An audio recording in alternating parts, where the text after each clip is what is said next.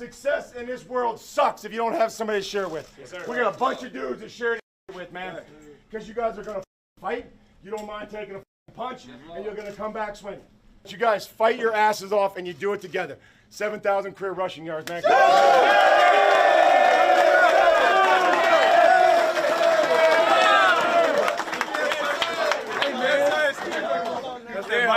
Okay, I tell you this all the time, man. I'm proud to be your coach. Okay, I'm proud as hell to be your coach. Watch you guys compete.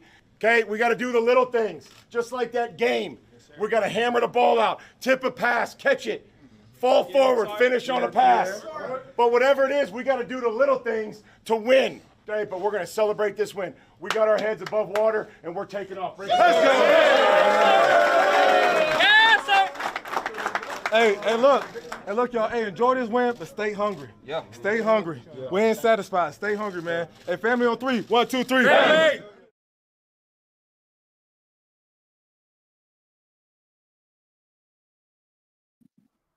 What is up, Titan Nation? We're so glad that we can be live with you guys tonight. James, a win is a win, right? As they say. But well, my some God, wins was are it better ugly. than others. Yeah, this was a tale of two halves.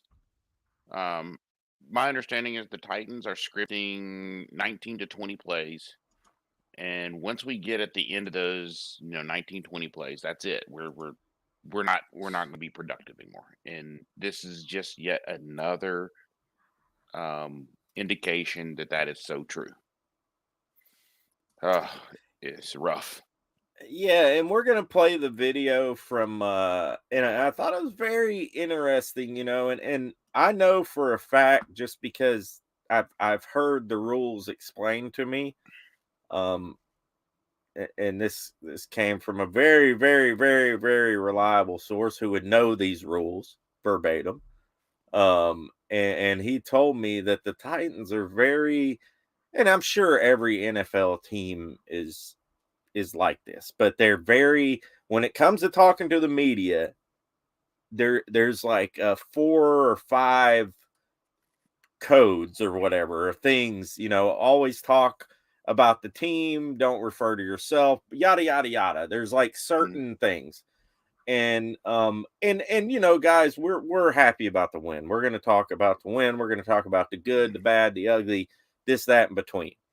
But I did want to start off the show with this because I feel like it's a very interesting topic, and a lot of people are talking about it. And this was the interview, and I didn't actually catch this during the broadcast or after the broadcast, or during the broadcast at the end, but I caught it on Twitter and I retweeted it today. And I just thought it was very interesting. Obviously, it's Derrick Henry right after the game. The reporter asked her a question. He's very frustrated. And let's just watch it, and we'll get your thoughts, James, on it and everything. Word for this team might be finish. You guys have started out fast in every game. You get back to 500, but how do you guys finish in the second half? Yeah, we just got to come out and have the will to go down and put a drive together and go score. I'm pissed off right now that we didn't put points up in the second half. We just got to be better, man. It takes all of us, holding each other accountable, going to put points up. I mean, eventually it's going to catch up to us. It's a hard league, hard to win in this league. As you can see, no points in the second half. We just got to be better overall. All right, thanks a lot, Derrick. So you could see, Derrick was just visibly frustrated. And even after the game, during the press conference, he just didn't, he's usually a pretty kind of toned down type of guy to begin with, but he just didn't seem happy with I'm sure he's happy he won, but it just didn't seem, something was off. And, your initial thoughts on it, man. What do you think's going through Derrick's head? And does the team share this sentiment? They're just not talking about it. He can't do this, but I would replace team with coaching, with the coaching staff and how they coach this game and the things that they did in the first half, and then tried to do in the second half, and then the Colts just kind of said, "Okay, you're not going to do that anymore," and we had nothing to fall back on because it seemed to me that the Titans, once they get past their initial scripted plays and their initial run, it's over. To me, I think what he said was not wrong. The Titans do have to play better. They have to get better in the second half. They have to do some things better. But I think a lot of that has to do with personnel groupings and being predictable. Because I was on Titan Uploads simulcast of it, and he's sitting there, and we're sitting there and we're calling out, this is going to be a run, oh, this is going to be a pass, oh, this is going to be a run, this is going to be a pass, because we know what's coming because of the personnel groupings that they use. So if we know it, we're not professional coaches, we're not defensive coordinators, we're not making millions of dollars doing that. If we can call it out, I mean, what do you think these defensive coordinators in the NFL are doing? What do you think these defensive players who watch hours and hours of film are able to do? And that's the reason why we are so stagnant in the second half and can't move the ball. Right. I mean, you're exactly right. And I don't pretend to be an X's and O's guy or anything like that. I'm not, but I am a fan of the game. I love the game, and I've watched a lot of football through my time. I'm almost 40, so I've watched football for about 25 years now. But I mean, yeah, man. And when you're sitting up in the stands, and for me, I'm just a regular Joe Schmo fan who happens to be a diehard fan and have a YouTube page, and and I Yeah. talk crap and about the team or good things, and people like to listen for whatever reason. I don't know why, but but no, I mean, when I'm sitting there and I'm saying, oh, okay, Cody Hollister's in the game now, we're gonna run the ball.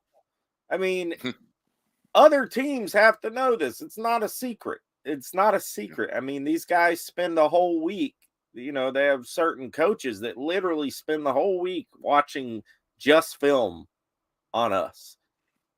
Yeah. I imagine they probably got a guy who just literally watches film and divvies out all the different, things, the different departments, the tight ends, whatever, Yeah.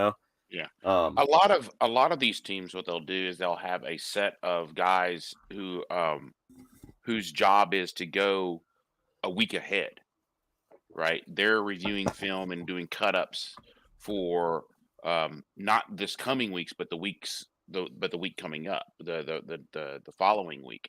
And that is their job. That's what they do, and they divvy it up, and they do statistical analytics, they do variations and things like that, and they break it all down. And then so when the coaching staff gets it, they're like, okay, this is what they were doing, this is how we're going to attack it, and things like that. So right? they have 2 weeks essentially to kind of get things going, and then the week of is the week in which they practice what they've done the cut-ups and the film study on. So they know what's going to happen when Cody Hollister's in.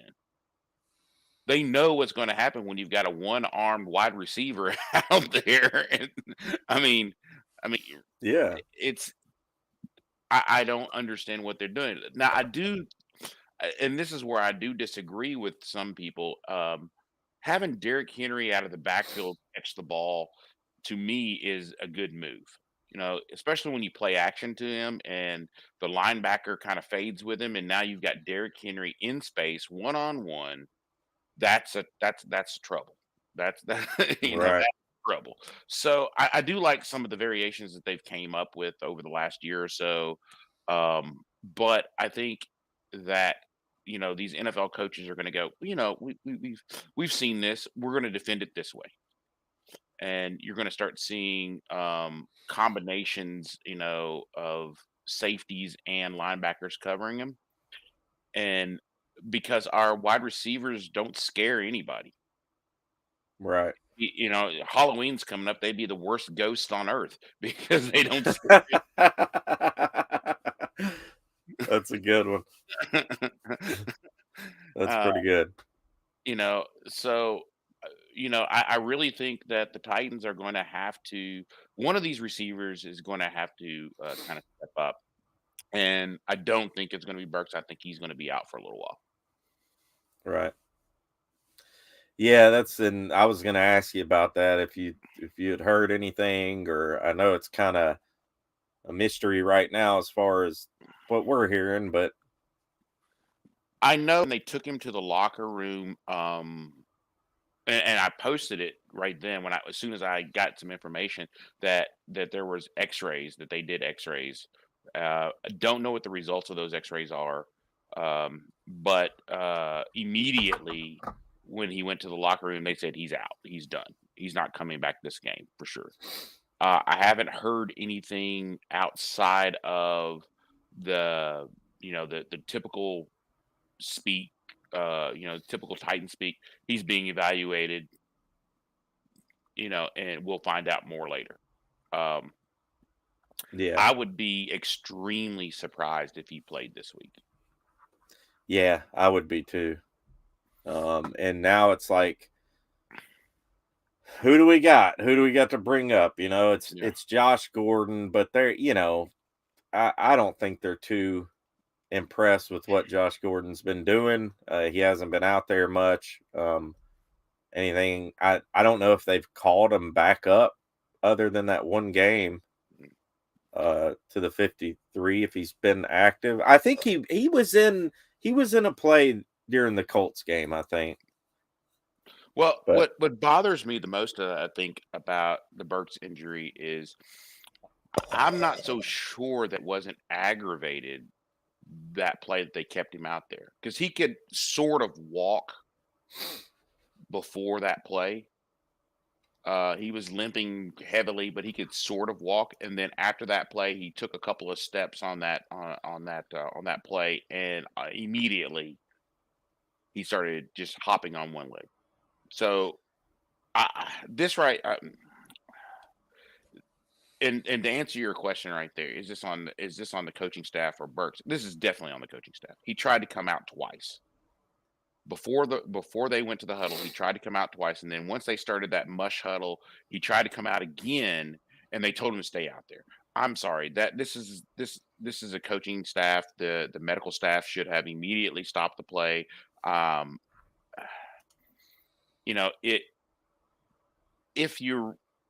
If it's more than just lip service that you are trying to protect these players, yeah, then you stop the play and you get him out.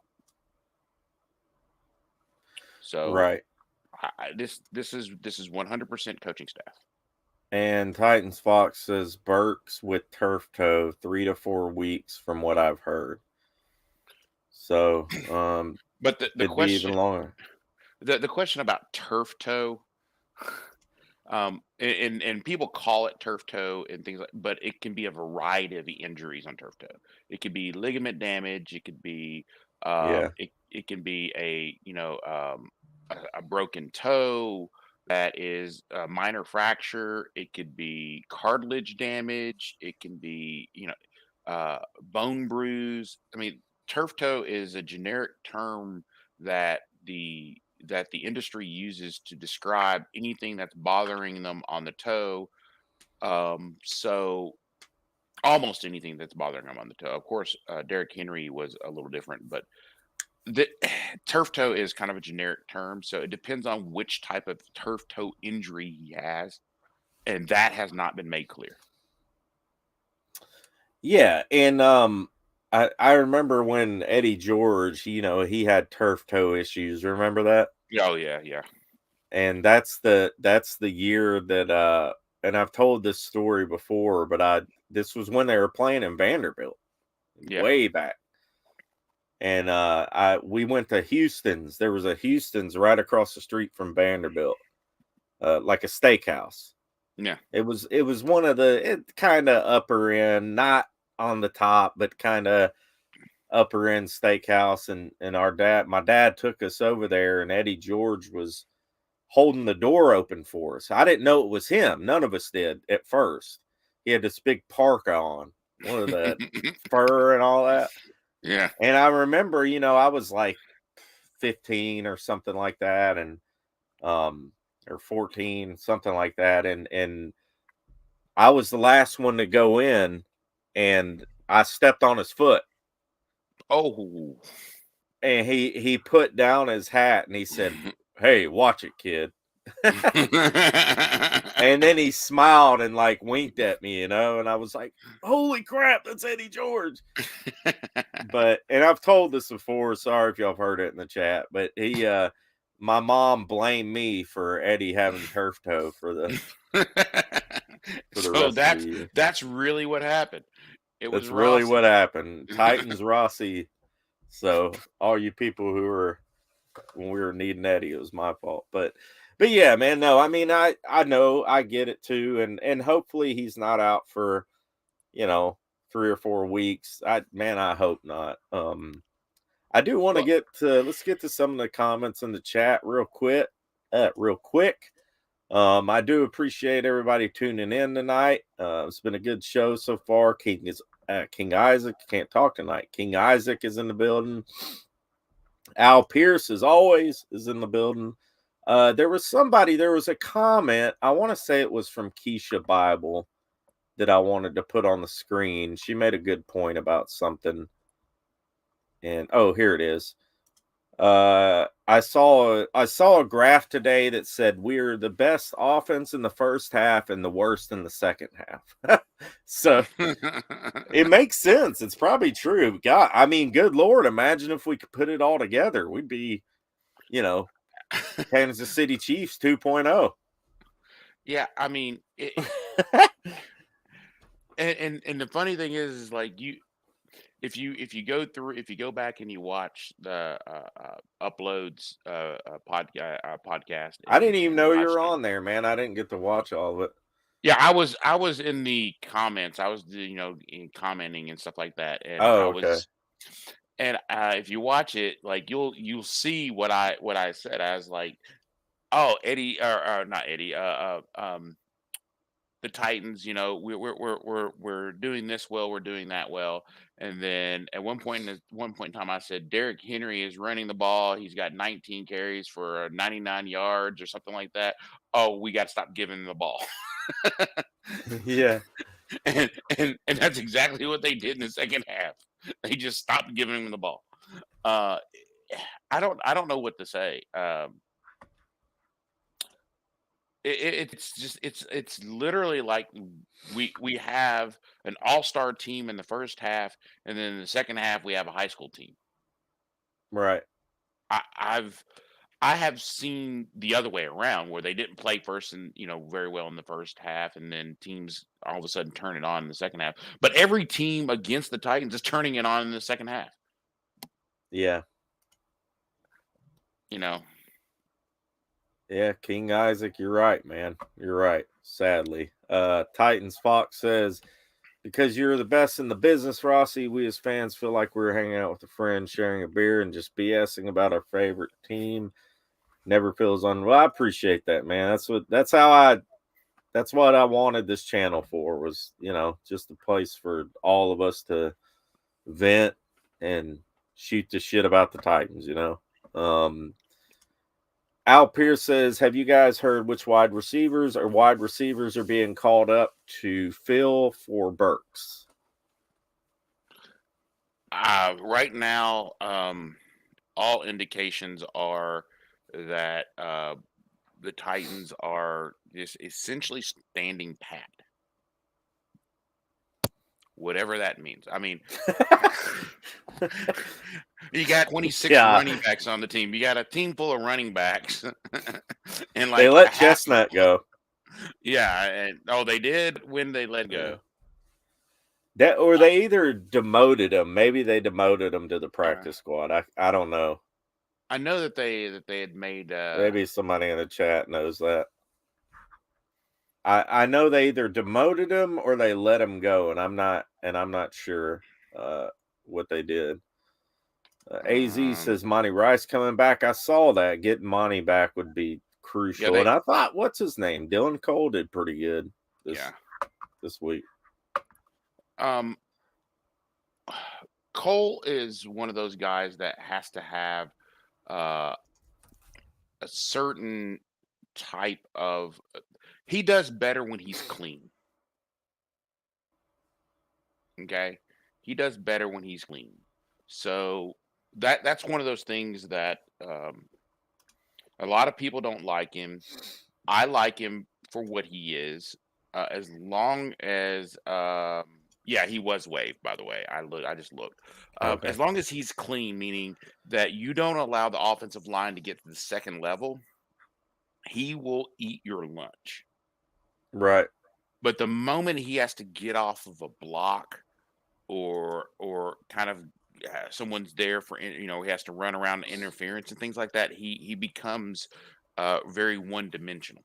So that's where I look at Cole, and he's and I think it was Titan Fox. Yeah, Titan Fox said, "Oh yeah, he's um he was a beast," and he was a beast, but he was a beast because that defensive line kept everybody off of him, and he was free to roam, and that's the best kind. That's how he has to play. He is a smaller linebacker, so. Yeah.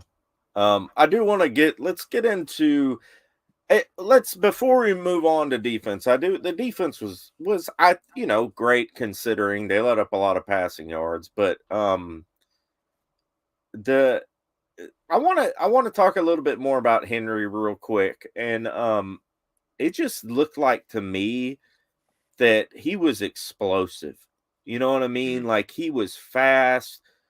I haven't seen Derrick Henry look like that since before he got injured last season. Yeah.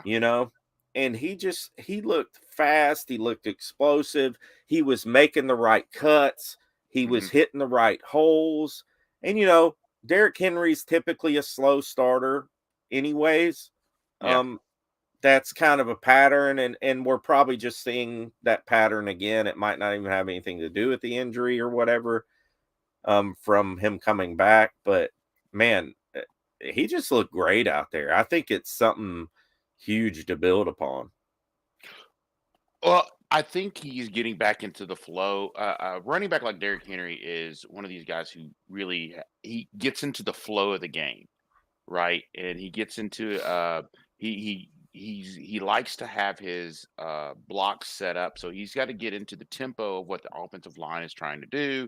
Quickly, they're able to do it, and then once he does, I mean, it's all she wrote. Um, but I think. Right now he's just getting back into the groove of things. And I think that as he goes along, he's going to be more explosive. And the reason why he looks so much more explosive to me is that he's not hesitating anymore. He's not saying, "Is this no wait, yeah, here." So I think what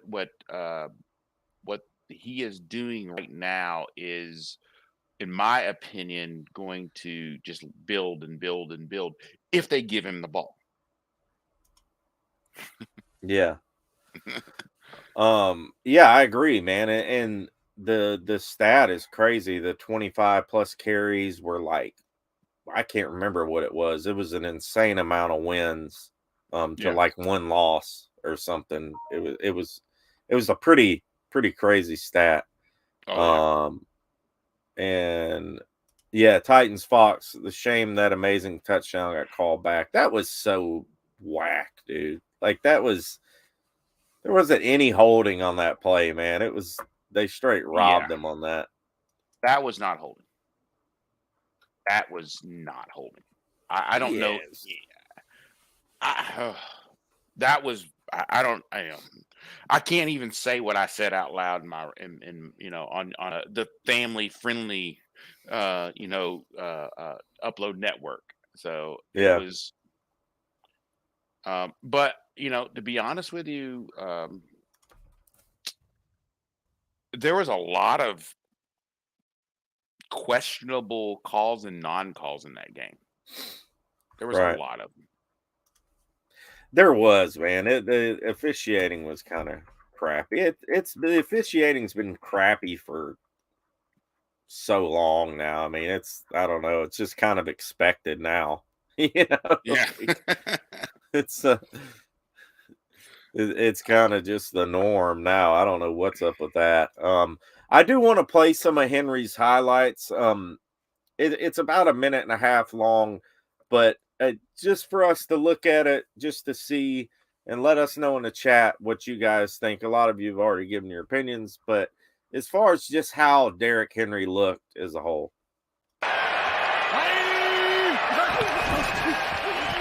Swing it out, backwards pass for Derrick Henry, and Derrick Henry gets another first down.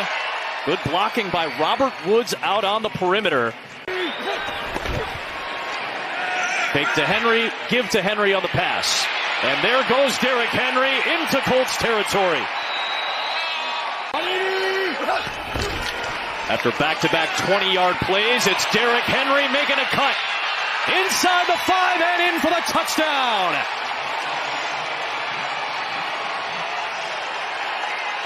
Past Brandon Faison. Yeah, and that's one thing you love to do when you've got an elite level back.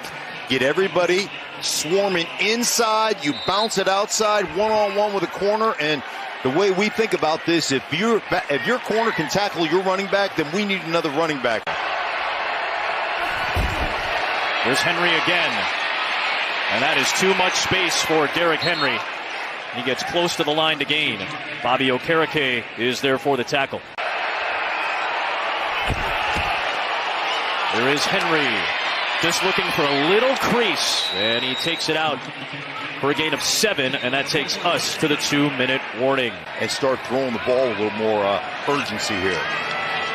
Run it with Henry, had his steam, first down inside the 45.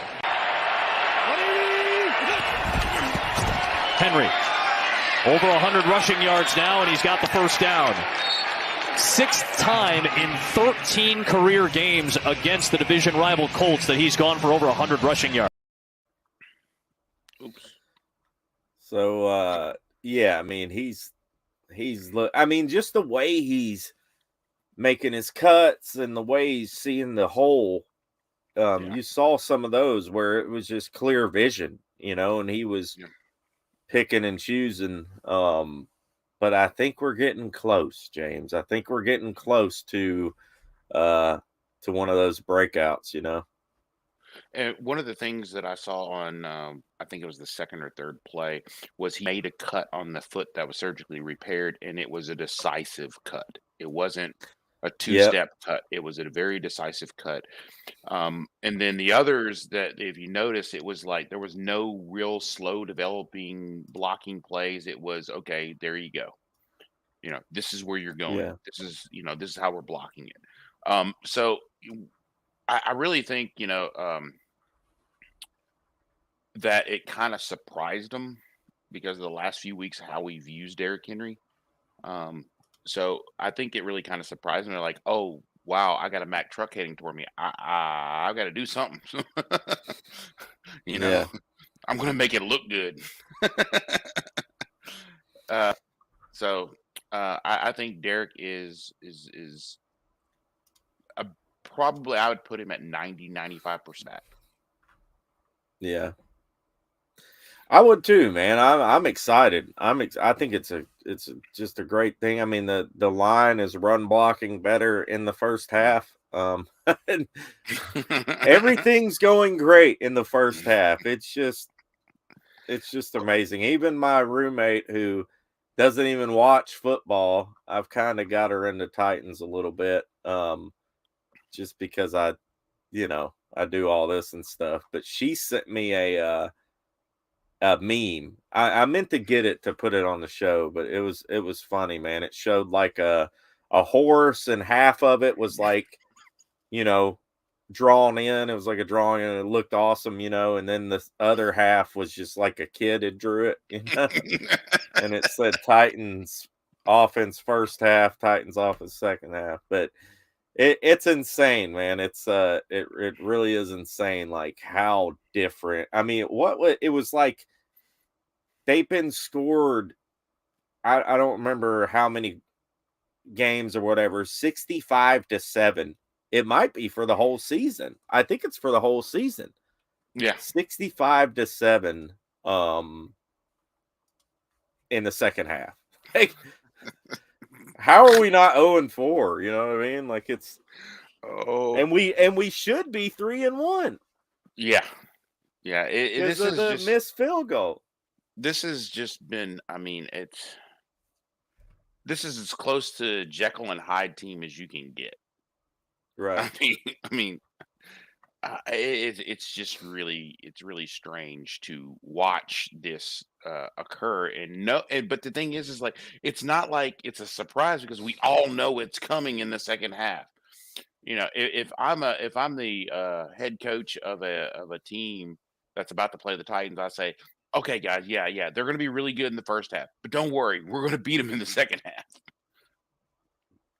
So Yeah. to me, that is just that is the inability of the offensive coordinator to get his how do I put this? Get his poop together. Yeah, that's I think that this is to put it as a way to be family friendly. It's male bovine excrement. That Right. second half is just male bovine excrement. We're lucky we have a defense that's good enough to get some turnovers and things like that in the second half to prevent the last two teams from beating us. Right. Yeah, something's got to give, you know. I mean, and yesterday during the press conference, of course, the first thing they asked Vrabel, or the second or third or whatever, and he's, you know, what did he say? And I made a tweet about it too. Something about a win is a win, blah blah blah. He was pretty like to the point about it. Vrabel didn't want to talk about it all. And he said, I told the team before, success in this life means nothing if you don't have people to share it with.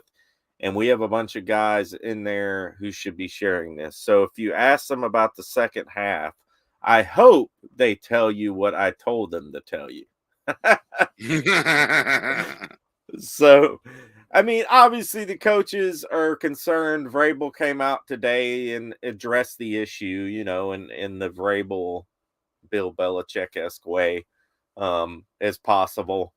But yeah, something's got to give. And I don't think it's anything that we're not capable of being able to do. As far as, I mean, now with Burks being out, that's going to complicate things even more. But because now you have nobody that you're even fearing, really, other than Robert Woods, which I mean, but which he's played great. But like, I mean, it's just we're capable of it because we see it in the first half. And I talked about it before the season a lot.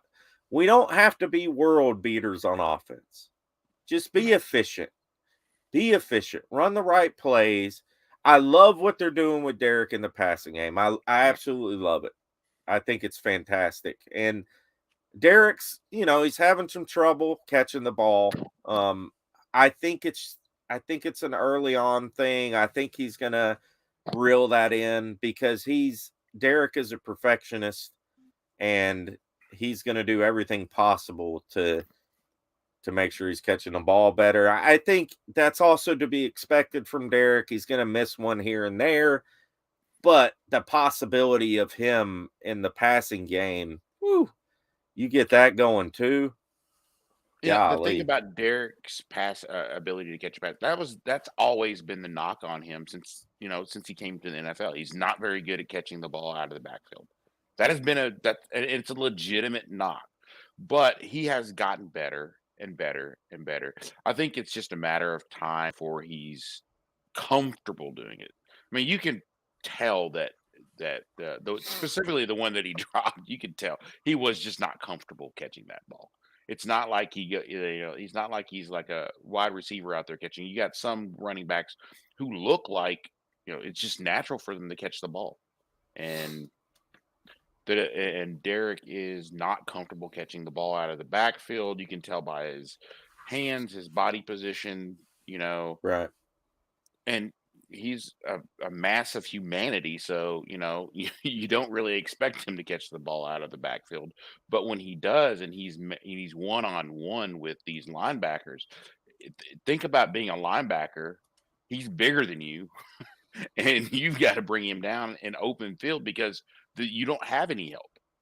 You don't have your defensive lineman out there to slow him down or anything. It's Yeah. I wouldn't do it. I have to confess, I'd probably Olay that one. Yeah.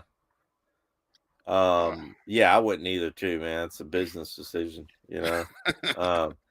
Derrick R says, I'm starting to think they go into the locker room, get hammered, and then come out drunk in the second half. Yeah, they're so happy about how they just scored, 24 points or whatever, and then they just party. It's an early party. MB says Derrick R. He's honestly not in the top 3. Henry, Cook, and Chubb. JT. Oh, I think they're talking about JT in the chat. Batman told me we're the two-faced Titans instead of the two-tone, but I told him we'll fix it. I hope you're right, buddy. I hope you're right. well, I think we what all else? pretty much agree on how to fix it. Right. We've talked about. I think just about everybody on the network has talked about it. Maybe it's time to kind of jettison Downing, or at least pare down what he can and cannot do as OC, and have someone else start calling some plays. Right. And and Connie Superboy says I'm tired of this offense. Yeah, I mean, it's not really I'm tired of it because I think there's some potential. I wasn't really too upset with the plays that Downing called this game. I mean, in the second half, I don't really blame Downing. I just blame the whole freaking offense, and possibly the game plan too. But yes, I mean, they probably go away. But I mean, when it's that bad, I mean, I understand. Okay, you come out a little mediocre, you're not as good in the first half. But when it's that bad, when it's that stark of a difference, of a contrast, it's not just the play call. I mean, it's everybody's doing something wrong, right? I mean, golly. Well, to me, what I've seen, and of course I haven't seen the all 22 yet, so I'm holding my full critique. But it seems to me what's going on is that defenses are making adjustments to what the Titans are doing, and they're coming out in the second half, and they're making those. Oh, excuse me, I had to sneeze. Yeah. God bless you. And they're making these adjustments, and the Titans are not countering those adjustments. It's almost as if they have a single game plan and they can't deviate, and they don't have the creativity on the offense, because a lot of teams make those adjustments. A lot of teams make adjustments on the fly. Yeah. And the Titans just don't seem to be able to make those adjustments on the fly. And that is concerning, because the better teams that are going to cause you the most trouble, make adjustments literally series to series. And if you can't counter those, you're in big trouble. Yeah, it's terrible. And Titan Fox says, like Rossi says, I'm not an X's and O's guy. I don't think Todd is either. That's the comment of the show right there. I'll put a star on that. Yeah, that was a good one, Titan Fox. And I don't disagree with it. Yeah, I don't either. Grandizer's in the building. He's always popping in the shows, man. We appreciate your support. We appreciate all your support, man. We thank you very much from the Titan Upload Network. Titan Upload's been in here as well. We give a shout out to him, and go follow James on YouTube, Titans for Life, on YouTube, on Twitter at The Big Sportsman. Yeah. So yeah, Titans for Life on YouTube, Twitter at The Big Sportsman 3. So go follow him. James is kind of like the Titan Upload Network insider in a way. And he knows a lot about the game. He's been a coach. So it's always good to get his input. So, personnel-wise, what do you think we should be doing? I mean, it seems to me that I always look at the snap counts after the game, and I meant to get it. I didn't have a lot of time to prep tonight, but I meant to get it. Some interesting things that the Titans do, right? I mean, it's all these they played Chig more than they played Hooper in this game. And things like that, which, I mean, obviously Chig showed out, Yeah. He was technically our leading receiver. I think it wasn't much, and 38 yards or something, but he had the TD. Personnel wise, I don't know, man. I mean, now that you lose Burks, especially in the wide receiver, I mean, who do you got? You got Woods, NWI. I like what they're doing on the offensive line. I do. I think they're building on something there. I think Dennis Daly is maybe better than we thought he was. MPF's playing well. They seem to be doing okay, which is odd, Well, I think they're doing okay when it comes to run blocking. Their pass blocking is just not that great. Yeah, at times it's serviceable, and at times it's Right. needs a service. Right. But personnel wise, I really think that the way Chig has been playing, I think you're going to have to stick him out there more, because he is that pass catching tight end, big body guy, really good speed, really good hands. I don't think you have much of a choice. You kind of have to bring him along in his development faster than you'd like. So I think Chig is going to have to be the guy that steps up when in Burke's absence. Yeah, that's a good point. And he's quick. He can play a wide receiver. He can play outside, inside, whatever. Yeah. So that's a positive too. I mean, that's somebody who could really step up. And I'm going to point this out. You were really high on him coming out of the draft. I was really, really high on him. I Yeah. was kind of lukewarm to him. I thought he would be a really good player, but I was concerned with his ability to block. Right. And I still am concerned with his ability to block. There was a play that he's supposed to be chip blocking. He just kind of whiffed. And Yeah. I was speaking with a coach friend of mine who told me, he said, some of these whiff blocks that I was calling some of these chip blocks they were whiffing on. I was like, I was told specifically, hey, look, I know that some of the players will go out there and say, hey, don't chip block this guy. I know that this play calls for him to chip block, but don't chip block him because I'm going to a specific spot that that I know he's going to be at, and if you chip block him, it's going to throw him off that spot, and I need him to be there. And I was, I kind of knew that, but I just didn't put two and two together that a lot of these offensive linemen don't like the chip block. Right. So, yeah, it could be that he missed it intentionally. Yeah, it could be.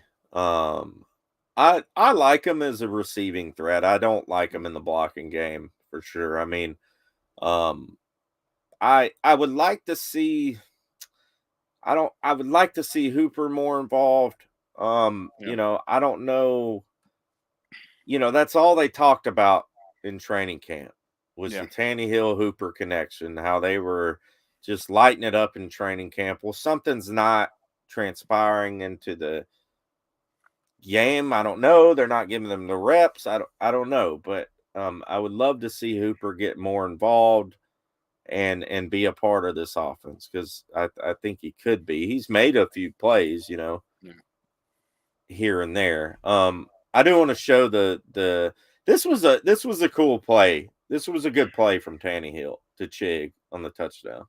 As much as you can. It's Tannehill, collapsing pocket, awkward angle throw, but somehow he slipped it into the rookie for his first career touchdown. It's Chig Okonkwo.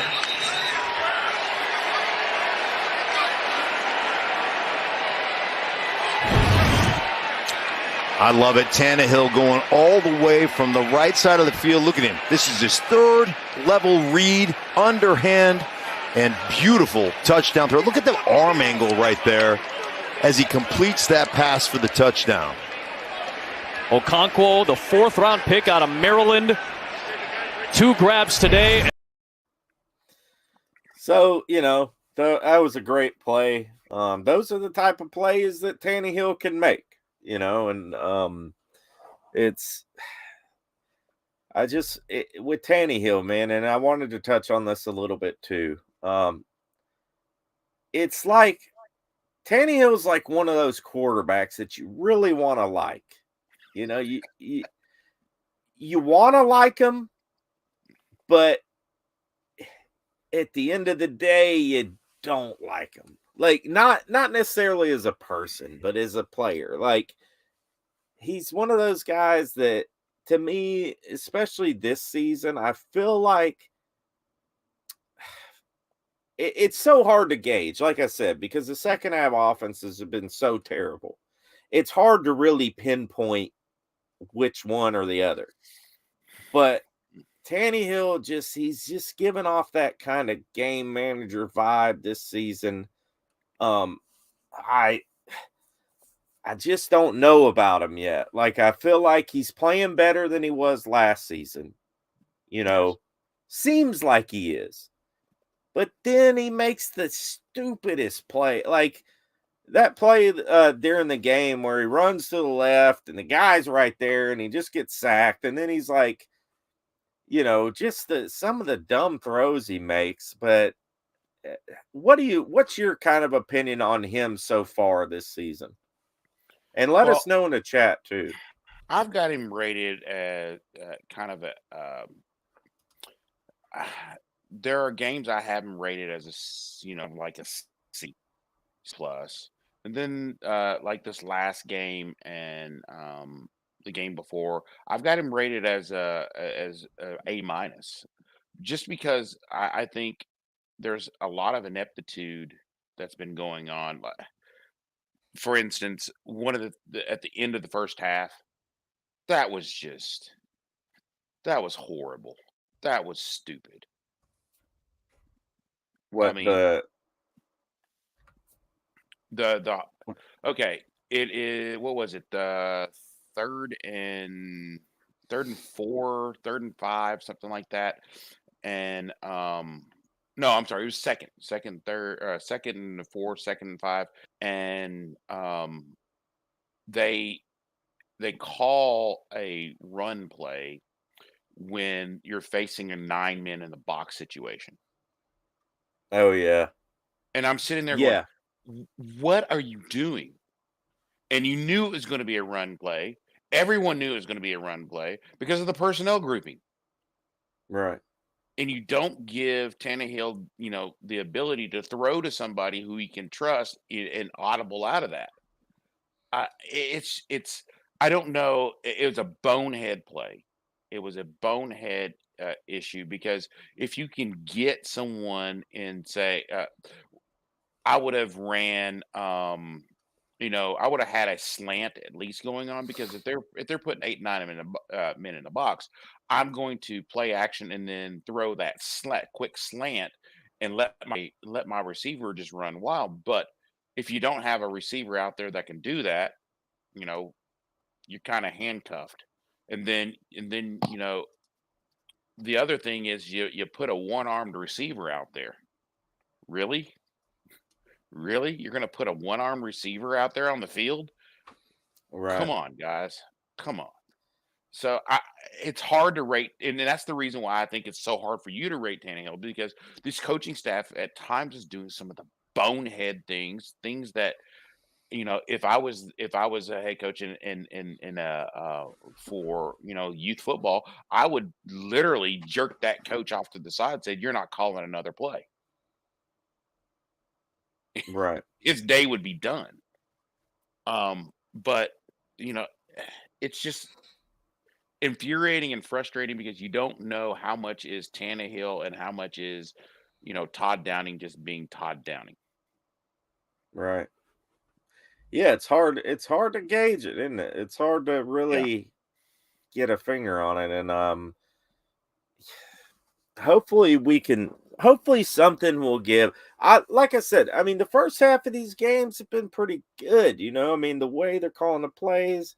Is it Tim Kelly? Is it Todd? Who knows? I mean, the way they're calling the plays, they're moving the ball, they're efficient. Not really many big plays, just Yeah. you hit a 50-20 yarder, somebody will make a good play. Man, Yeah. it's hard to gauge, and I hope they can figure out something, man. I really do. Man, the defense though, somebody who's been very impressive, man, is and who knows if this is just a matter of other people freeing up people for him or Jeffrey Simmons, but Rashad Weaver, man, Yeah. he has stepped in nicely for Landry. It's not as great in the run tackling department, but he's Mhm. tied for 4th in the league right now in sacks. He's on pace to do something pretty special. Do With we get this Bud back this line, week? huh? Do we get Dupree back this week? He played, yeah. Yeah. I don't know if he was pretty quiet. I don't know. Yeah. I was trying to look at how many snaps he had because I just don't remember seeing him in much in the game. I mean, I didn't notice is what I should Yeah. say. And maybe some of guys know in the chat if he played the whole game, if he was on a snap count. But I mean, I know that there was a play where he kind of freed up somebody and somebody else made the sack or whatever. Yeah. But I mean, you got Weaver, you got Tierra Tart, who we're going to show a video of here in a minute. You got Jeffrey Simmons, Bud Dupree. Even without Landry, it should turn out to be a pretty good defensive line Yeah. overall. Well, I mean, where they're missing Landry, it is on those critical downs where it can be either a pass, it's say 3rd and 4 or so, 3rd and 4, 3rd and 3 or whatever. Where they're missing is Landry would get that defensive line lined up properly. Based on formation and personnel, he was able to get that done quickly. Yeah. The Titans, they just don't have that field general up there close to the line that they need right now.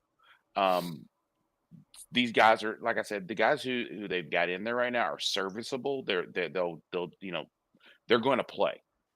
But I really think that if you're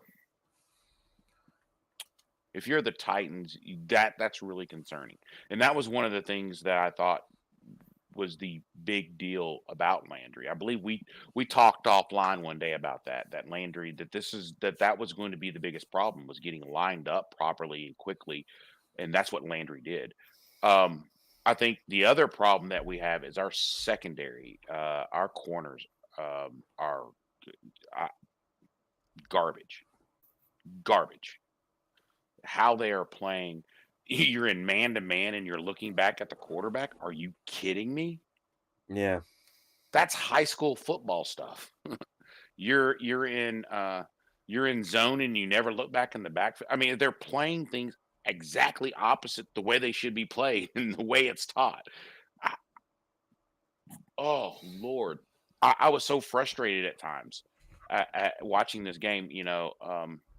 Who was it that got burned on that big play? I'm trying to think. Farley? No, was it McCurry Terrence or Mitchell. Mitchell? Yeah, it was Mitchell. It was Mitchell. Yeah. Yeah. That right there. What? Yeah. What were you thinking? You know, Yeah, and the one,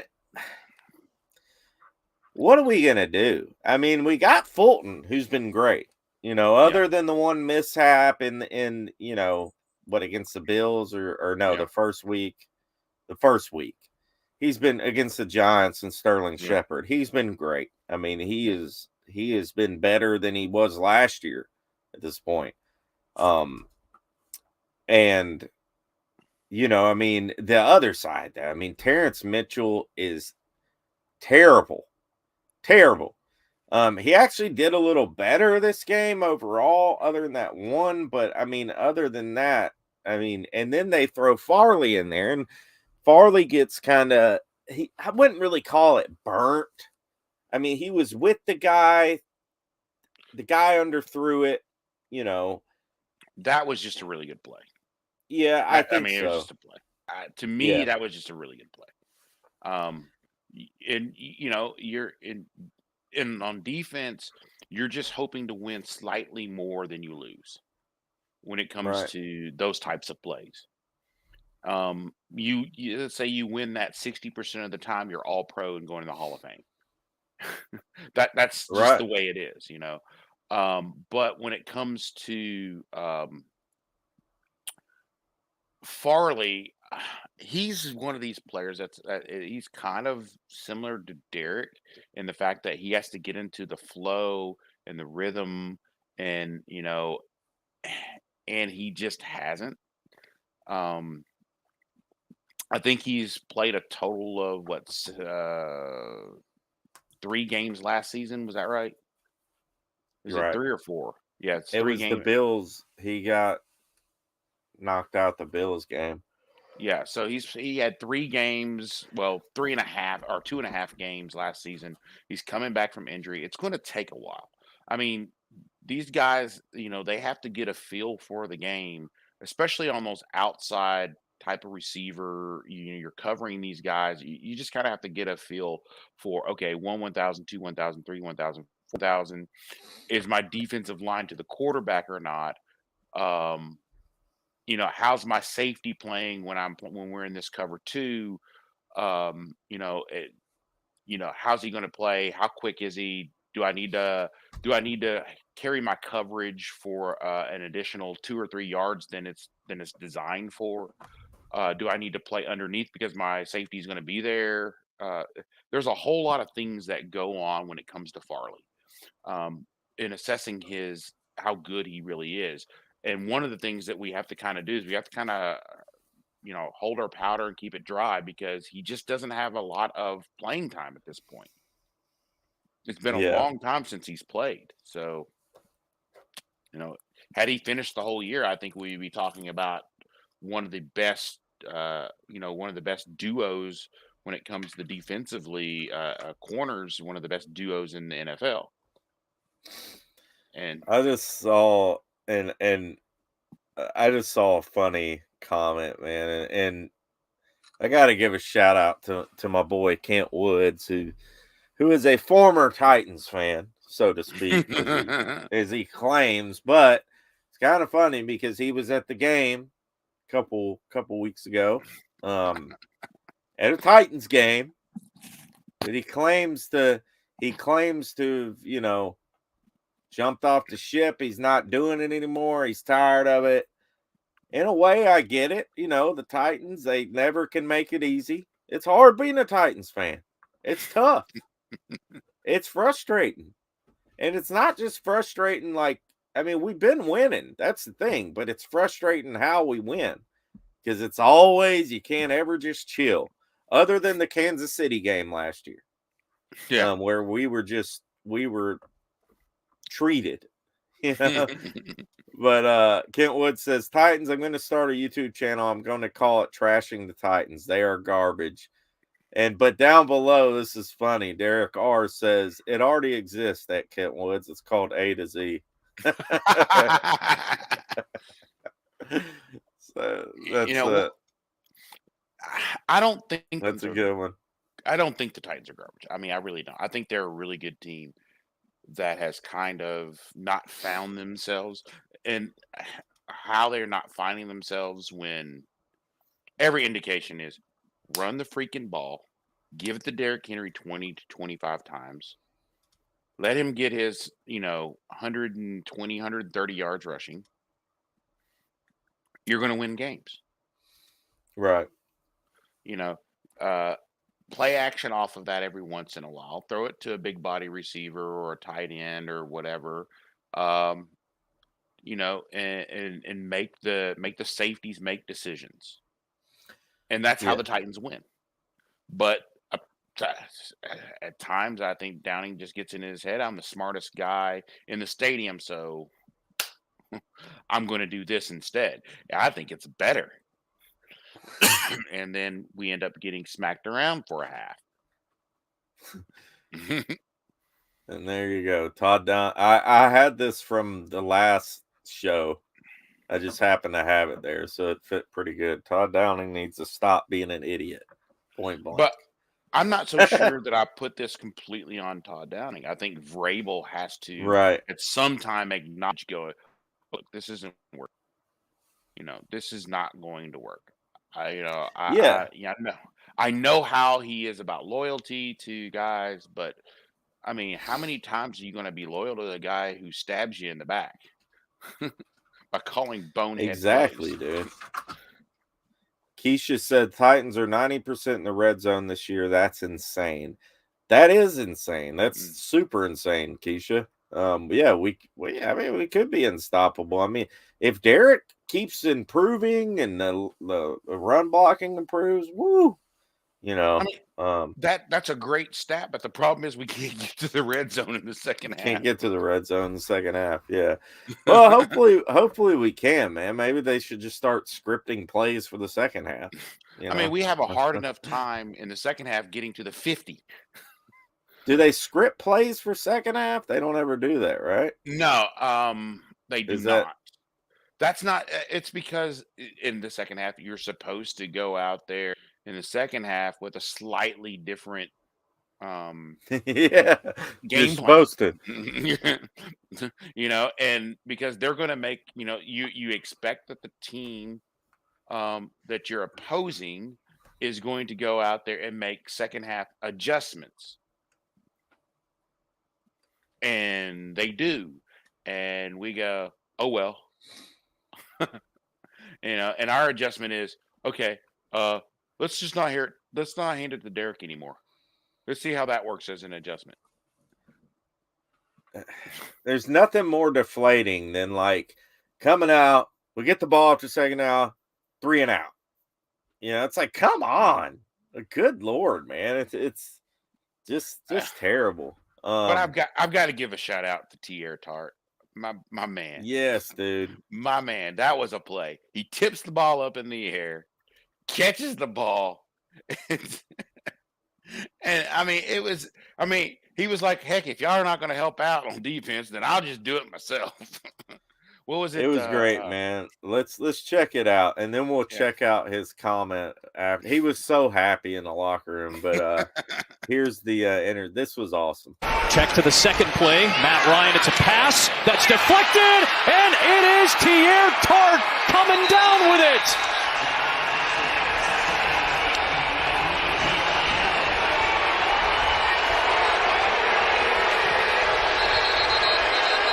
West Philadelphia, born and raised, acting like he's on the playground right now. Tipped it into the air and picked it.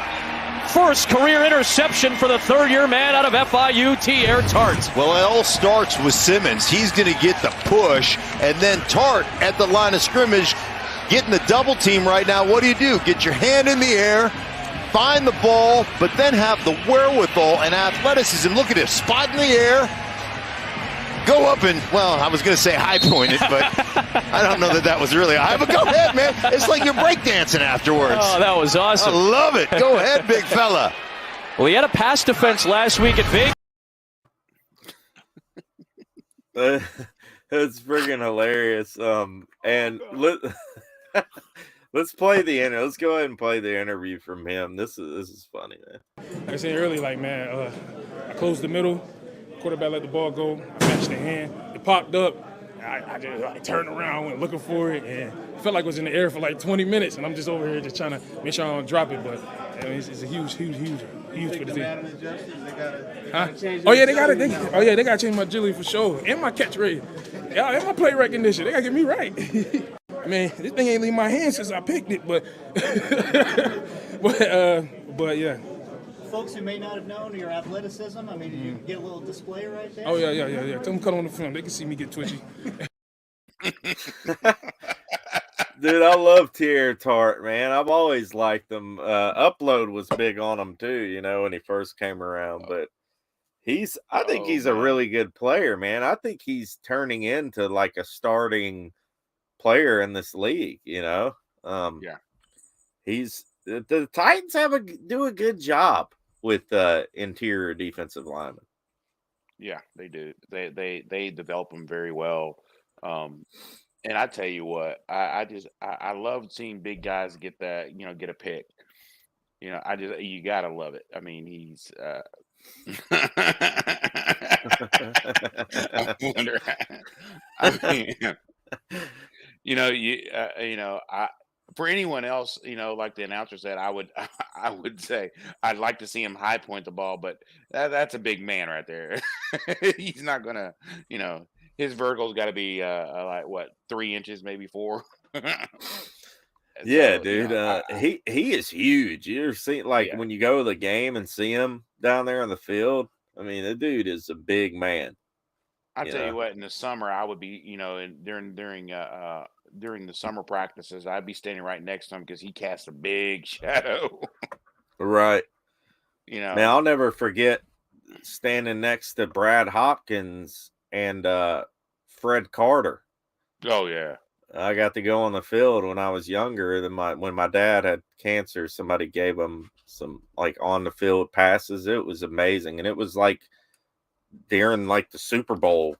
Might have been the year after the Super Bowl. Because Kevin Carter was not on us then. But yeah, I mean, it was maybe the year after or something. But I remember just being like, "Oh my God, dude, these guys are." And Javon Curse on the sideline, holding a football, and his hands almost wrapped around the whole freaking football. And I'm sitting there, I'm like, what? What a defense that was. Good God. I think, defensively for the Titans, I think our defensive line is playing very well. I would like to see a little bit more pressure on the opposing quarterbacks. But to kind of, the reason why I say that is because when you have that kind of pressure, it makes your corners look better than they are. I would like to see them, for some reason this year, the Titans have gotten away from doing a lot of stunts and twists that they were doing last year that made them so successful. I noticed that. And that is killing me because we have the personnel to do that. We have the guys that are fast that can do that, and we don't do it. We haven't been doing it this year, and it's driving me nuts. Right. It is. It's killing me. I'm screaming at the TV. My neighbors are like, is he okay? Is he having a stroke? What's going on over there? And it's one of those things where you just look at it and go, why? I know I'm not an NFL coach, but what's the old saying? Ride the horse that brung you. Right. Until offensive lines and offenses can cope with the speed and power and of those stunts, then until they can find a way to stop it, you keep running it. Yeah. It's the same thing on offense. Until they can stop you, keep doing it. Danico Autry is another guy who's just he is really good. I think he's better than most people would originally thought. this was the play where he forced the fumble. I guess this was the play that Dupree, they were saying in the chat, Dupree re-injured his whatever it was. I can't remember what he's been dealing with, which sucks. I mean, kind of been a bust so far, but here's where Autry forces, and then he made one of the final sacks of the game. Titans bring 4 and still get to Matt Ryan. That ball comes out loose, and the Titans may have it. It's Bud Dupree getting on top of the football. Danico Autry jarred it loose. And Ryan Tannehill is going to take over with great field position. Ruling on the field is that the ball came out loose before the quarterback was down by contact, recovered by the defense. Knee almost. So that's a big man, and here was one of the final sacks he had, or the second sack, but I think it was towards it. He made the sack of the game, I think. Ryan under pressure. It's Danico Autry, the former Colt, coming up with the biggest defensive play of the day for Tennessee.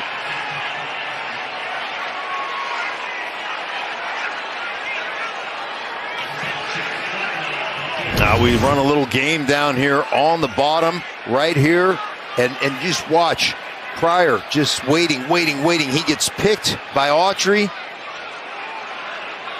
That's what happens when 2 offensive linemen aren't on the same level, right? So you've got one guy that's kind of hanging, one guy. Trouble in paradise with Matty Ice. Trouble in paradise.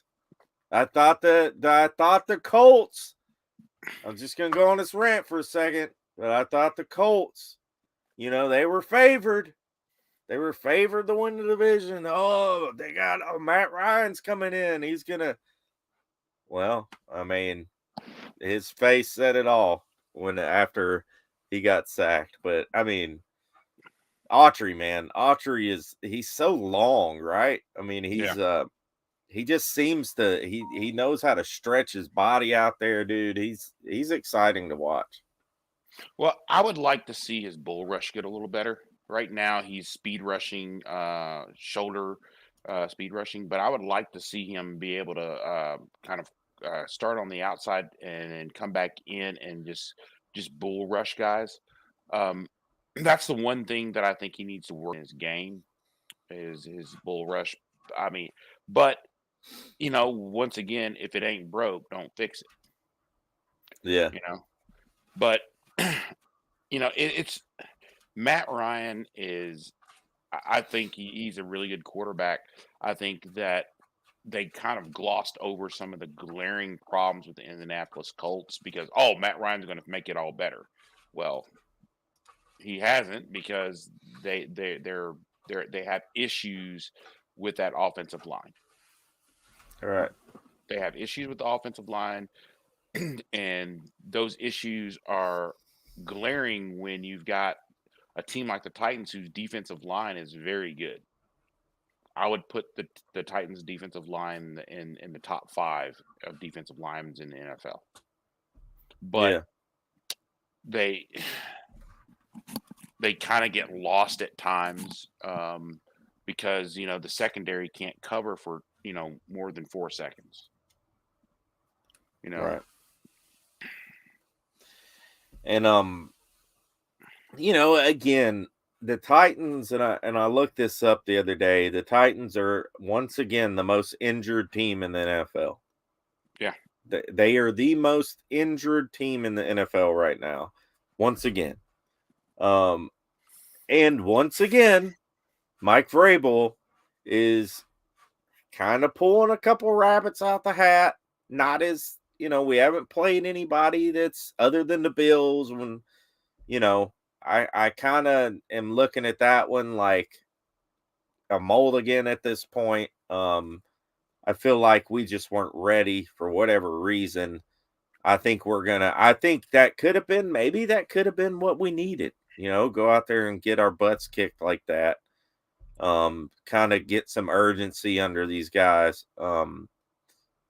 But, Mike Vrabel, pulling rabbits out of the hat again with players like Kevin Strong, Dylan Cole, all these guys, these backup guys. Obviously not Terrence Mitchell, but getting a lot out of a little here and there. You know what I mean? Yeah. Good Lord, imagine if he had a healthy team the whole time. I mean, at least a relatively healthy team. Good Lord. I mean, but it's just crazy how he's able to do that. I don't know if it's because he's good motivator. I would assume he's a pretty good motivator from what I hear from the players. And when you look back now, and you look back at the Giants' loss, and that was week 2, wasn't it? Yeah. Well, week 1. Week 1. And week 1, look back at the Giants' loss, and you go and look at the Giants now. You say, well, that is not as bad of a loss as last season would have indicated. Well, they're what? They're 3-1. Yeah. Yeah. I mean. And I thought that was, that's telling to me that, okay, if the Giants are as good as their record indicates, which, you are what your record says you are. Right.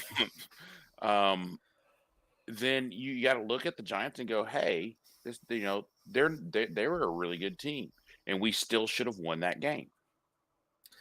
Correct. Yeah, true. So fair. So to me, I think the Titans are better than what they played in the first couple of games. But when's the last time the Titans won an opening game? Well, I know an opening home game. It's been years. Yeah. So, I mean, a long time, like an insane amount of time. It's I can't remember what it was, but it's insane. Another stat, a stat that I saw. I don't know if I was able to. It was a tweet. It was the most consecutive road division wins in a row. We have 9. We're second in the league. And I don't know if you saw this or not, but guess who we're second in the league to? I don't know who. Kansas City Chiefs. Wow. So it's pretty impressive. I mean, that's tough right there. Kansas City, to put it in perspective about Kansas City's level to the whole NFL, we're second at 9. Kansas City is first at 15. So they have literally just been obliterating their division for the last, couple seasons or whatever. To be honest with you, if I'm an NFL team, I might go, hey, can we just go ahead and play the Titans at home, at their home? We'll go ahead and give up a home game just so that we can play them in Nashville, so we got a fighting chance. And we're playing them in Kansas City this year. Yeah, I believe so. That's going to be tough. That's going to be tough. Well, I mean, the thing is that I think people are figuring out Kansas City is not as good as people expected them to be. Right. And to be honest with you, I think when we were going through our picks for the season and the games we were going to win season, I picked us to beat Kansas City. Yeah. And the reason why is because I think Kansas City really has lost too much. I mean, I think that they've lost, they lost Tyreek. And Tyreek was kind of the centerpiece of their offense outside of Patrick. And, and I think he was more of a centerpiece than Travis Kelce. Yeah. So, I mean, because he was the guy who on one play could change the complexion of a game. Can you say that about Travis Kelce? Can you say Travis Kelce can change the complexion of a game in one play? Yeah. Personally, I don't think you can say that, but I think cumulatively he kind of wears on you. But I think that Tyreek is one of those guys where you go, okay, where is Tyreek at all times? How are Yeah. we bracketing him? Because he's just too doggone fast. You can't teach speed. So Yeah, and Kansas City did look good last night. yeah, They did beat the crap out of Tampa Bay. Um, so I mean, will they be able to sustain it? You know, um, Kelsey had 9 catches, 92 yards. Scantling 3 for 63. Juju 5 for 46. So I mean, they're not really getting the explosive plays like they would from Tyreek Hill. yeah. Longest was 36 yards. But I do want to play this clip, and I don't know if you saw this yet or not, James. But that play by freaking Mahomes yesterday was unbelievable. Check this out.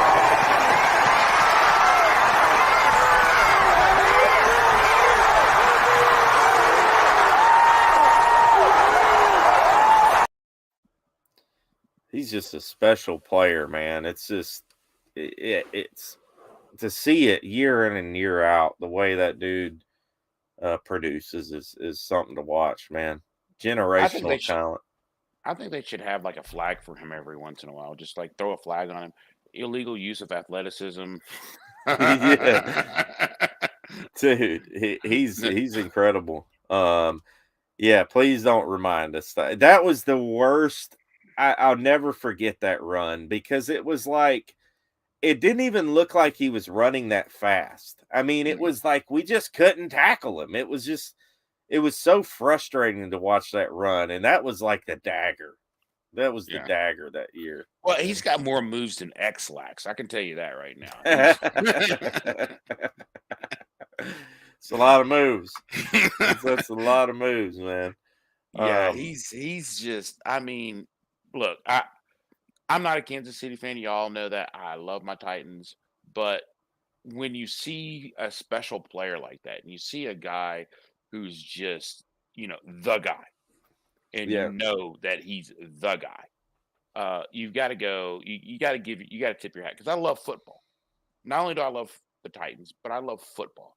So when you see a guy who's Mr. Football, and he's out there making grown men look stupid. I mean, making grown professionals. These aren't scrubs. These aren't high school players. These aren't guys who've never seen a football. These aren't college players. These are grown professional men making millions of dollars. And he makes them look like they've never stepped foot on a football field, don't even know what turf or grass is. And it's just, to me, that is just, wow. I mean, how are you Yeah. that much better than everybody else on the field? It's pretty amazing, man. And there's not any other. I mean, Josh Allen is a pretty insane talent as well. I don't see him as. I mean, he's great. He's great too. I just don't. Mahomes is just that extra level of. Allen's right there. I mean, he's a darn good quarterback. He really is. Yeah. I don't see Lamar as Lamar is a great quarterback, I think. Yeah. It's just it's tough with Lamar. It's tough to really judge him, but I think he is a great quarterback. And he's had a great Lamar's got to career. get some help. I mean, he's got to get some Exactly. help. They don't have any, and that's been the issue with them for a while now.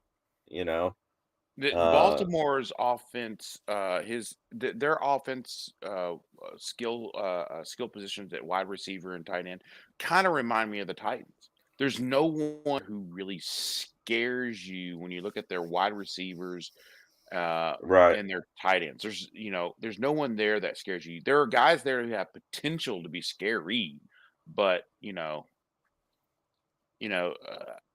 I just don't. It's one of those things where I think they've gone out and they've said we're going to make our bones on defense. We're going to make our bones running the ball, and it is what it is. And the Titans do that, and this is what we end up with. I mean, think of how many guys the Titans could have drafted over the last 2 years in the first, second, and third round that are wide receivers that are doing well right now. Oh, I know. It's They're all over the insane. league. They're all over the league. We cannot pick wide receivers for the life of us, dude. And we're just it goes back. This goes back 20 plus years. Yeah. You know? We can pick them in the late rounds. Derrick Mason was a late round. Yeah. You know, like, I mean, we can pick players in the late round, no problem. Rashard Weaver, you know, somehow we, you know, got Willis in the third round. Like, oh, we'll have to wait and see if Willis pans out. But, you know, Maybe we don't have any issues in the late rounds.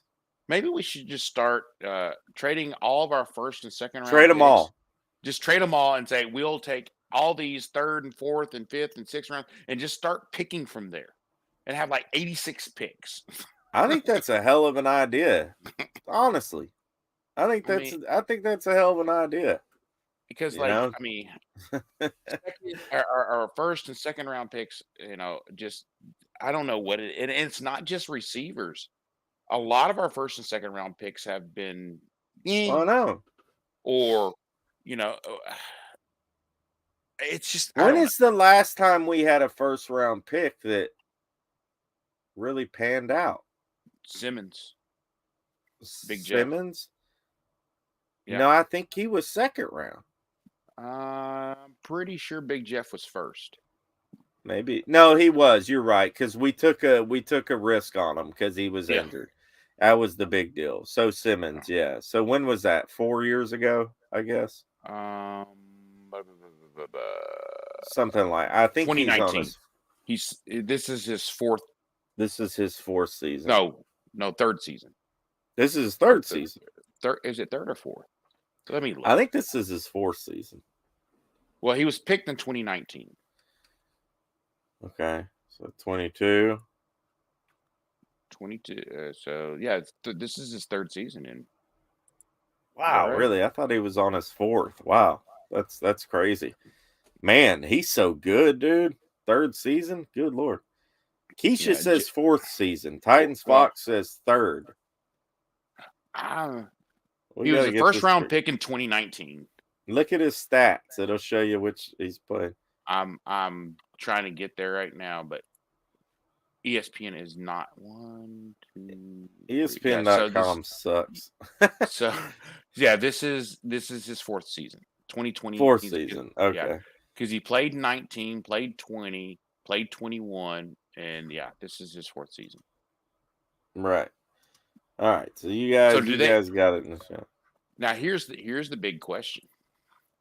Let me look at his contract. Yeah, what is Jeffrey Simmons gonna look like his contract next season? Good. I mean, as far as they're gonna have to extend him next season, right? In the off season for sure. I'm trying to. Good Lord, how much is he gonna make? Well, the Titans can pick up the option on his because when you get picked in the first round, you're 4 years with the team, and then they have a 1 year option on you. But his 1 year option right now, he's making 2.2 plus bonuses. So right now, so next year his option would be 10.7. And Keisha says we picked up his option. Yeah. Oh, we did? I wasn't sure if we picked it up or not. I have not been. I don't know when they picked it up. But the good thing, if they picked up his option, there are ways you can mitigate that by signing him before the end of the season, and you can rearrange some of that so that the salary cap hit for next year isn't that bad. Yeah. So Titans Fox says cousin 19, he only played half the season. Right. He came in and he was injured. That's right. Yeah. It's got all his third and a half season, I guess. But Yeah. The Anyways, problem with Titan Fox, I do want to address the AJ Brown thing because this has been a hotly contested stuff that's been going on here with me. Talking about the AJ Brown stuff last year. AJ Brown was traded because they knew they couldn't re-sign him. He wasn't going to re-sign with the Titans. Number one. Number two is your best player on the team is Derrick Henry, and you're not going to pay AJ Brown more money than you're paying Derrick Henry. It just wasn't going to happen. They tried to structure the deal so the long-term money was more than Derrick Henry's long-term money, but it was more back-end loaded and things like that. But AJ wanted his money; he wanted it now.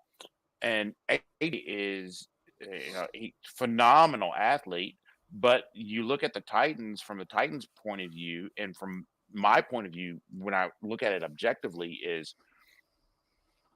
he's not available the whole season. And until last year, Derrick was. So to me, AJ was not worth $25 million. Point blank. right. There's no way you can convince me that AJ Brown was worth $25 million a year for the next 4 years, a $100 million contract. When you're saying not with Derrick his Henry injury concerns. Now, if he was there every game, putting up 120, 130 yards a game, a touchdown, Yeah. averaging a touchdown or two a game, then there's that's a different story. But, he's only available 7, 8, 9 games a year. No, it's not worth it. Right. Yeah. Yeah, I agree with that. So thank you guys all for tuning in. We're gonna start wrapping it up here. We'll do another show where we break down the I almost called them the other name, but the Commanders game. Carson Wentz, he did pretty well the first couple games of the season. First few games, he was playing lights out. Last game was terrible. Lights went out. Lights went out. But Washington's one of those teams. You're going to Washington. You don't, you're not careful.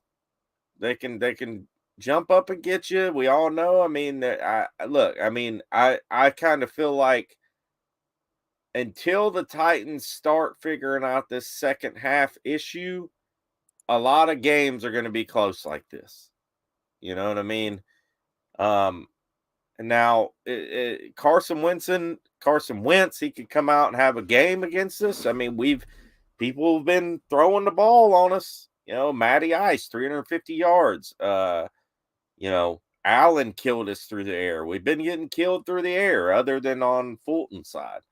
So, I mean, we got to come out and play tough defense, man, and play efficient in the second half as well, too. But we win this game, James. Real quick, we win this game. We're at 3-2 going into the bye, a much needed bye to get healthy. You're looking at a pretty good road. I mean, you got the Colts at home. They could turn this thing around, man. 0-2 to 4-2. What do you think the possibilities of that? I think the Commanders, I think their offensive line is not as good as the Colts, and that's saying something. So I think that you're not going to see the comeback that the Colts had. But the Titans have to score in the first half because apparently their second half, I don't know, they go to lunch or something and come back and eat a bunch of carbs and they're half asleep. When it comes to the Colts at the Titans, I'm going to say something that's probably going to trigger some people here, but the Titans cannot seem to win at home against the Colts. Always split with them. Right. So then you got the Texans. I think the Titans should win that game, but the Titans tend to play down to their opponent a lot. Mm-hmm. But I think the tell-all game out of the next little stretch here is Titans at the Chiefs. That is going to tell us how good they really are. Right. And even though I don't think that the Chiefs are as good as they used to be, they're still really good. They are. Yeah. And we have a chance. We have a good chance to take advantage of this and go on a little run here. I mean, get to 5-2 before that Chiefs game. You know, I Yeah. mean, this is a good little time to really start getting in sync on offense, to really start figuring out on defense who can play freaking cornerback opposite of Fulton. This is a golden opportunity right here. You know, you should beat Washington, come back. You should beat the Colts at home. Like you said, we have a tough time at home. Texans always play us tough, but that's at home. No reason why this team cannot be 5-2 going to the Chiefs. You know, that Texans game really kind of bothers me too. Yeah. It really does. And I don't know why, it just does. I think it's partially because we don't usually play all that well at home. And two, we seem to lose a couple of games every year that we shouldn't lose. And that game right there is the game that bothers me. And the Jaguars are, and then we fast forward to the end of the season, the Jaguars are playing extremely well right now. I Trevor know. Lawrence is playing, he's playing out of his mind. And, I think that we really we've got to win these next 3 games. We have to win these next 3 games. Because it gets brutal. I mean, it gets brutal going into that second half of games. You know, if you can go into Kansas City 5-2, I mean, even if you lose that game, you're 5-3. But I think it's just super important that we're at least 5-2 going into that game, or then you got the Broncos, which the Broncos have been disappointing, which doesn't surprise me. But look, if you look at the Broncos, the Titans don't play well against athletic quarterbacks. Never really That's have. true. So if you're going to that game, you've got to think an athletic quarterback. That's another game that kind of scares me. Yeah, no, it does. Luckily it is at home. Then you got Green Bay, which Green Bay's kind of been hard to gauge. I mean, they're starting to get it together a little bit. And then you got Cincinnati. I'll be at this game, so I'm going and if any of you people in the chat, any of our followers, if y'all are going to the games, come holler at me. When I'm there, I'd love to talk to you, and we could do a little interview. I'll play it on the show, whatnot. But we got the Colts. I'm going to the Colts game at home. I'm going to the Bengals game, and I'm going to the Broncos game. So those are the 3 games that I've chosen this year to go to for the rest of the season. So if y'all are gonna go that game, come holler at me. Yeah, Keisha, holler at me when you're there for sure. So we'll see what happens, man. It's good to be 2-2. It's good to be back in 500 at 500. It's a relief. It could have went both ways, and luckily, like Mike Vrabel said, he always says this. I do agree with him. It's hard to win in this league. It is. The Titans are winning. Won the last couple games. Has it been perfect? No. Is there a lot of positives? I do think there are a lot of positives out of the last couple games. A lot of negatives too, but I do like the positives, and I think it's something you can build on. Yeah. You can build on Henry looking back to himself. You can build on the offensive line playing better. You can build on what they've done in the passing game. They just got to figure out a way of consistency. Yeah. So hopefully that can happen. I think you can also build on on the fact that our defensive line is playing exceedingly well. Our defensive line is playing very well, and I think you can build on the fact that we've got some young guys in the secondary that I think are going to get better as the year goes on, as they get a feel for the game. I think Farley and Fulton, once they kind of get it together, that they will be really good.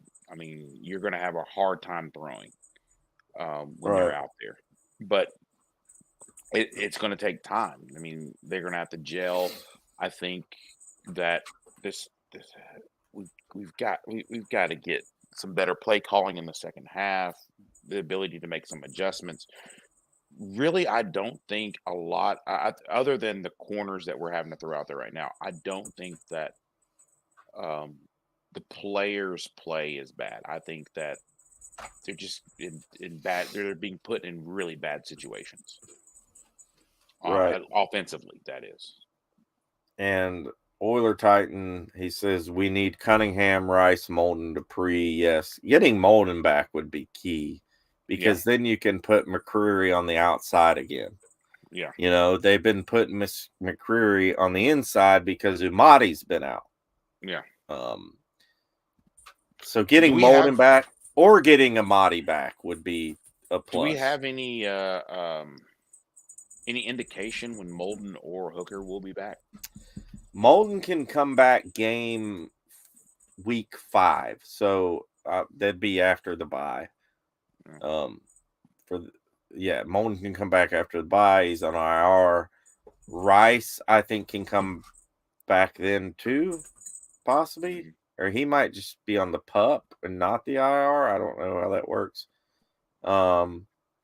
Cunningham, of course, getting Cunningham back. Getting Hooker back is going to be key too. So if we can get these guys back by and get through the next stretch and get these next 3 wins and get these guys healthy after the bye, that would be fantastic, and kind of roll on out from there. Can we get our play calling back from the first half? Yeah, for real. Insane, man. It's just, I mean, second half, my blood pressure jumps like 20 points. Yeah. And I guess Racy might be back too, but I'll believe it when I see it. I'll believe it when I see it with Racy on the field if it's gonna transpire into the game. I hope it does. I do. So, anyways, what were you saying? I do too. I really, the Titans need something on offense. They need something, anything, anything at this point. All right, we're going to wrap it up, guys. Thank y'all so much for tuning in. Y'all been steady throughout the whole show with the comments, everything. You guys go follow James, Titans for Life on YouTube, at the Big Sportsman 3 on Twitter. Dude's got some awesome content, and we thank you guys. Thank you for being a part of the Titan Upload Network and following us. Please go follow all of us. The Power Hour, Titan Upload, Titans for Life, Draft Brian. He's going to be coming on the show soon. You got any more parting words, my friend? The only thing I can say is tighten up and y'all keep it real. Keep it real. Let's go. Tighten up. And thank you guys for all your support. It means a lot to us. So tighten up, guys.